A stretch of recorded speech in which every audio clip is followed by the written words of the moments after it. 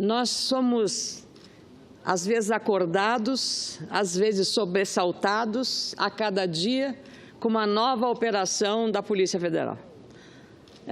Ora envolvendo agentes políticos, ora envolvendo o setor privado, ora envolvendo agentes públicos, porque um servidor público é um agente público.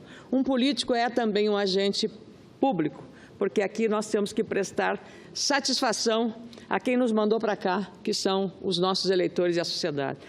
Então, depois da famosa lista do Dr. Rodrigo Janot, nós fomos surpreendidos, senador Paim, com a Operação Carne Fraca.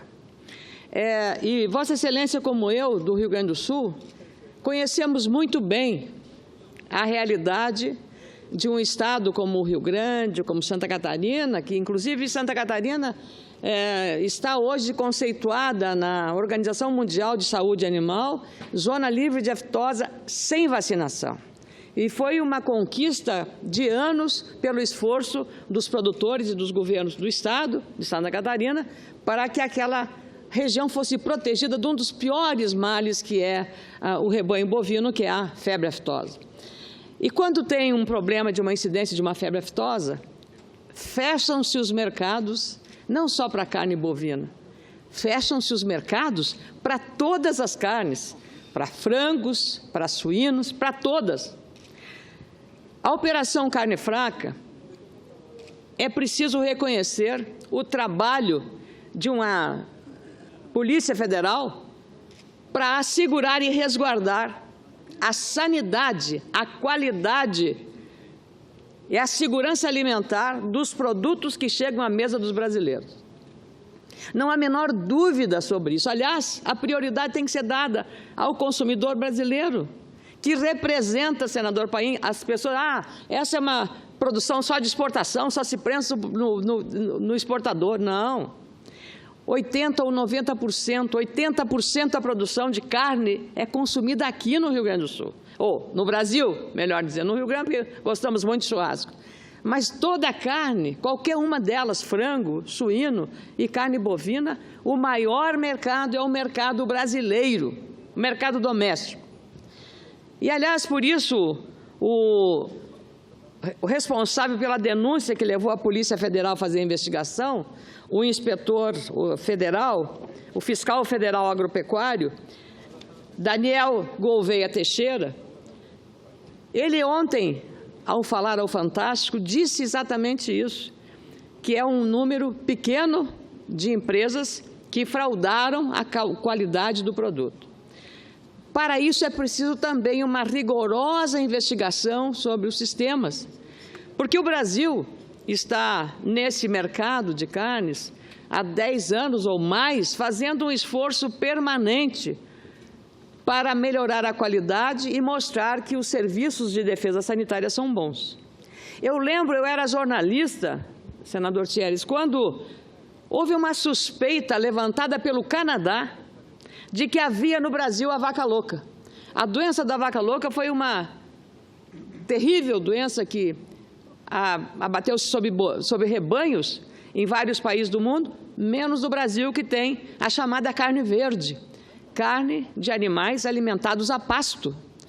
Então, naquele momento, foi importante que, pela primeira vez, o cidadão da grande cidade, da média cidade no Brasil, ficou sabendo como é que era abatido, como é que era criado o boi ou a vaca que era levado para o açougue ou para o supermercado. Ele não sabia antes. E aí os noticiários foram muito grandemente tratados aquilo. Lembro que até o Luiz Fernando Veríssimo, um grande dos melhores cronistas que nós temos, colocou meu nome numa coluna que ele fez porque eu simplesmente tinha levantado uma questão crucial.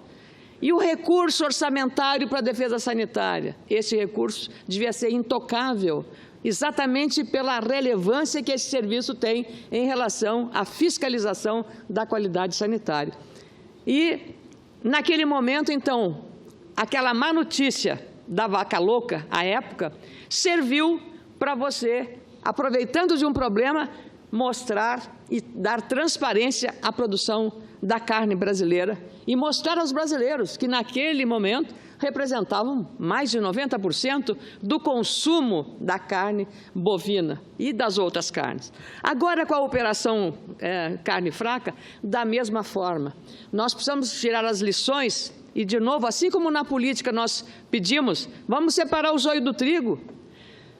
Quem está envolvido precisa ser julgado, punido exemplarmente, para evitar que se repitam estas fraudes eleitorais, corrupção. No caso da fraude da alimentação, é tão grave quanto a fraude política, porque ela diz respeito à saúde dos consumidores que pagam e têm que receber o preço daquilo que pagaram, produtos de qualidade. Mas é bom também perceber a extensão do que este desastre representou, não para as grandes empresas. Vi uma declaração de uma consumidora, o lucro. Eu fico pensando, senador Paim, naquele pequeno criador de frango ou de suínos lá do interior de Santa Rosa, o senhor esteve lá há pouco tempo, de Juí, o pequeno produtor de muitas cidades, de Lajeado, Estrela. Como é que ele vai ficar, não só do nosso estado, mas também de Santa Catarina, do Paraná, de Goiás? Como é que vai ficar este pequeno agricultor? Ele vai pagar quanto? Vai pagar porque ele não vai vender, vai paralisar o sistema. Hoje, a União Europeia já cancelou as compras da carne. Veja as consequências.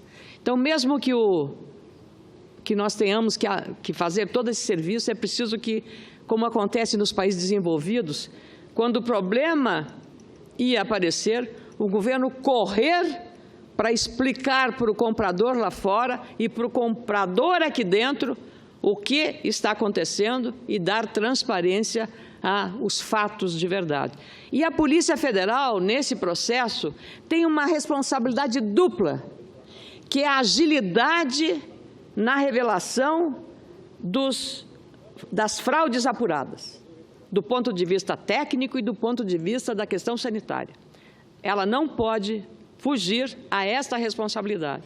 Então, nós esperamos que a Polícia Federal e os fiscais federais agropecuários, que é uma corporação muito forte, muito importante, tem trabalhado muito, e eu espero, inclusive, que o Sindicato dos Fiscais Federais Agropecuários seja a primeira organização pública a vir manifestar-se pelo rigor na investigação, mas também pela rapidez para evitar que todos os fiscais não sejam jogados na vala comum. Por isso, de novo, temos que, assim como na política, também separar o joio do trigo. Os números em relação ao mercado de carnes são extraordinários. São 392 frigoríficos credenciados. São 7 milhões de empregos.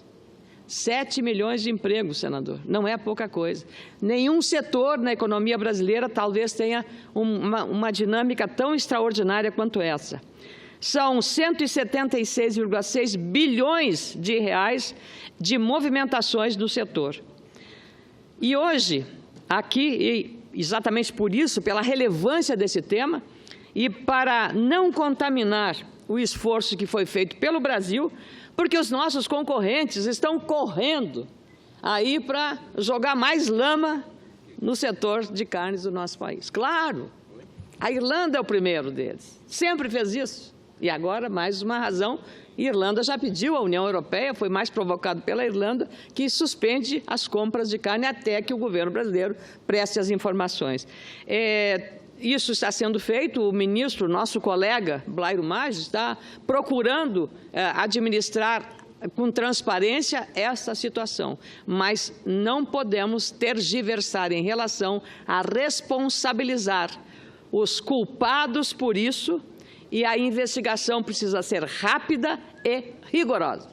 Não há o que se tratar de passar a mão na cabeça de ninguém, para evitar que a extensão da tragédia se amplie para aquele pequeno produtor de frangos, pequeno criador de suínos ou um pequeno pecuarista que fornece para os abatedouros, para os frigoríficos, o seu produto. E isso também se reflete sobre a economia de todas as regiões. Então, feito esta observação, eu queria manifestar aí, de novo, à Polícia Federal e ao Ministério da Agricultura um empenho redobrado no sentido de que o Brasil não perca aquilo que conquistou a duras penas, que foi um espaço no mercado internacional.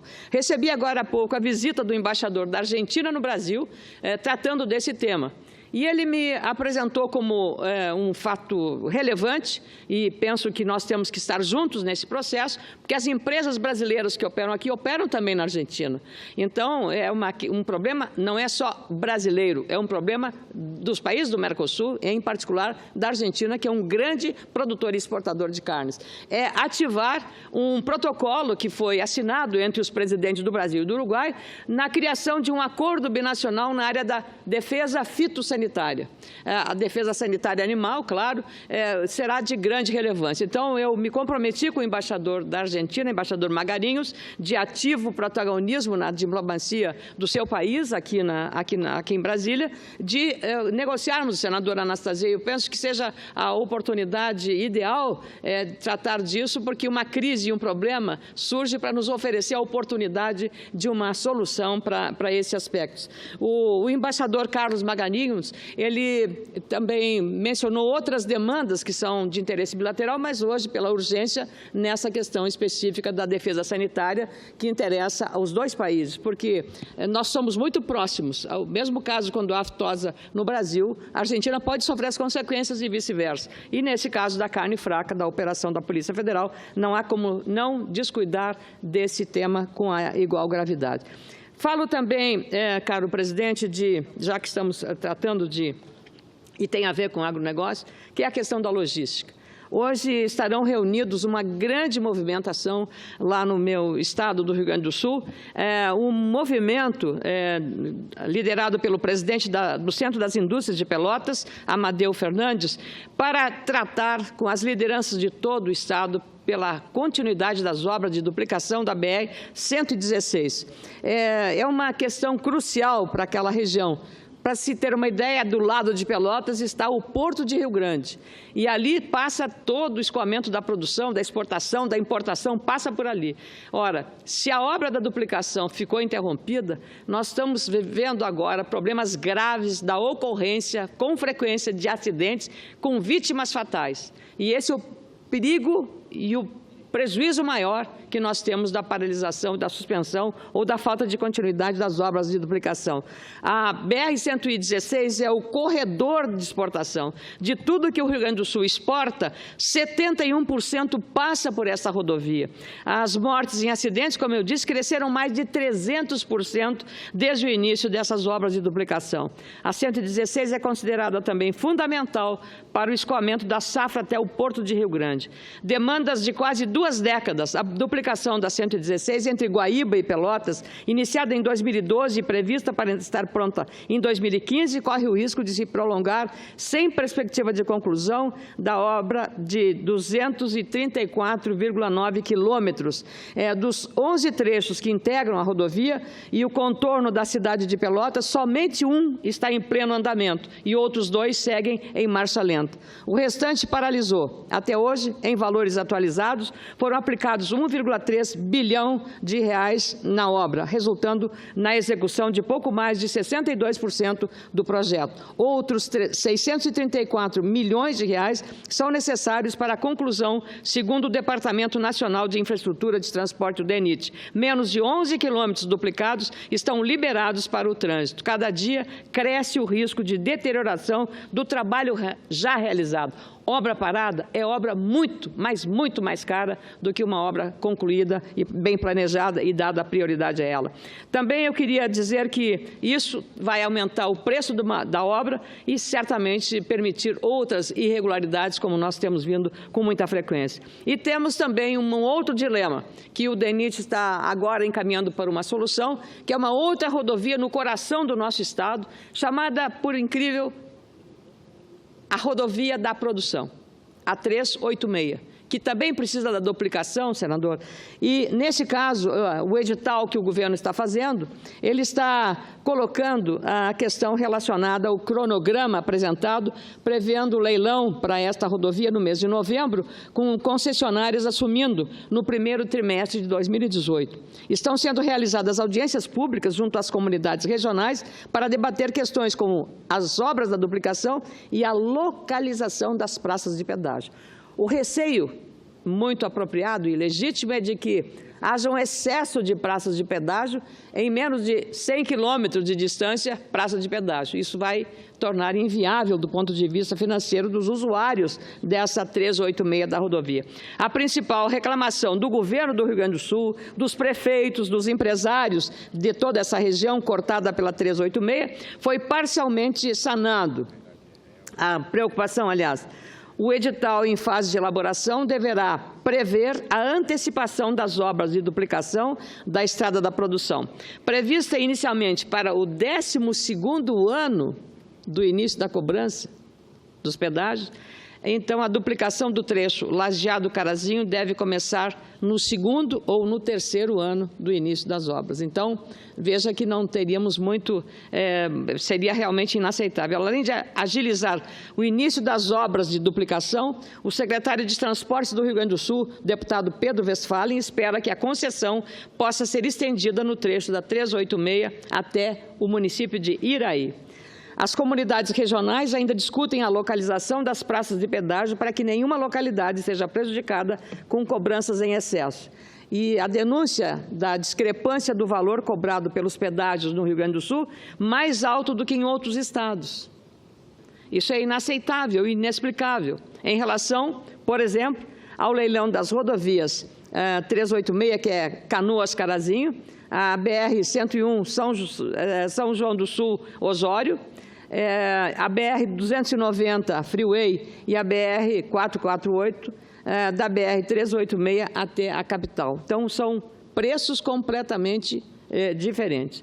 No primeiro ano de concessão, a praça de Gravataí terá o preço de pedágio reduzido de R$ 6,90 para R$ 5,30, R$ 5,30, com a cobrança nos dois sentidos. Entretanto, no segundo ano, o valor subirá para R$ 7,80. Na praça de Santo Antônio da Patrulha, o custo do primeiro ano diminuirá de R$ 13,80 para R$ 10,80, cobrado em um sentido apenas. No segundo ano, cairá para R$ 8,40, mas será nos dois sentidos. A Praça de Eldorado do Sul será extinta no primeiro ano, porém haverá a criação no segundo ano de 4 novas praças. BR-386, em Montenegro, R$ 7,00, Fazenda Vila Nova, R$ 11,00, Soledade, R$ 9,50 e Tiúgo, R$ 8,60. Então, essas ponderações foram feitas pelo movimento Ponte do Guaíba, liderado por Luiz Domingues, que alertou o gabinete sobre essas demandas. Mas hoje nós queremos que este movimento lá em Pelotas, liderado pelo Centro das Indústrias de Pelotas, o CIPEL, e o seu presidente Amadeu Fernandes, tenha o apoio de todas as lideranças, porque essa obra realmente ela é fundamental, porque todo o escoamento sai por aquela região. Então, quero agradecer ao presidente dessa sessão pela cedência e pela permuta feita e desejar renovar o desejo de que, presidente, a Polícia Federal tenha muita celeridade nessa questão para evitar um prejuízo a milhares e milhares, não só de trabalhadores, mas também de pequenos criadores que vendem os seus animais para os frigoríficos. Muito obrigada.